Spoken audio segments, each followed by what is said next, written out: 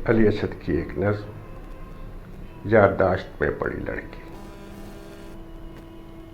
मैं जानता हूँ एक लड़की को जिसे मैंने पहली बार जुलाई के इब्तदाई हफ्ते में समंदर की लहरों से खेलते देखा। वो चुल्लू भर पानी लेती और समंदर में फेंक कर कहती,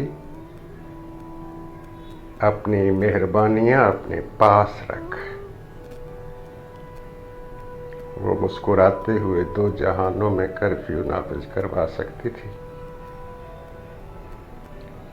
उसके संदली बदन से गिरते हुए पसीने के कतरे पिछली सदी की वाइन से कीमती थे। जिस किसी ने भी उन्हें पिया आज तक होश में नहीं आया। उसके होंठों ने जिस शख्स का नाम पुकारा होगा, खुदा ने उस शख्स के लिए जन्नत लिख दी होगी। उसे बारिश में भीगना अच्छा नहीं लगता था। वो खुल के हंसना और रोना पसंद करती थी। हमने बहुत सारी रातें एक दूसरे के सामने बैठकर खामोशी से गुजार दी। बहुत से मुश्तरका गम नफरत की तेज धार छुरी से ज़िबा कर दिए। इसके बावजूद अपने मिजाज को ख्याल के नरगिस से बायाब ना करवा सके।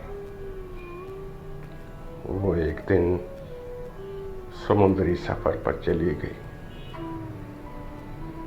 हालांकि वो तूफान के खौफ से लरज़ जाती थी और मैं खुले आसमान के नीचे इंतज़ार की बांसुरी बजाते हुए सोचता हूँ, क्या वो मेरी याद में लहरें गिनते वो गीत गाती होगी जो मैंने उसके हाथ पर लिखा था, या सिर्फ आंसू बहाती होगी।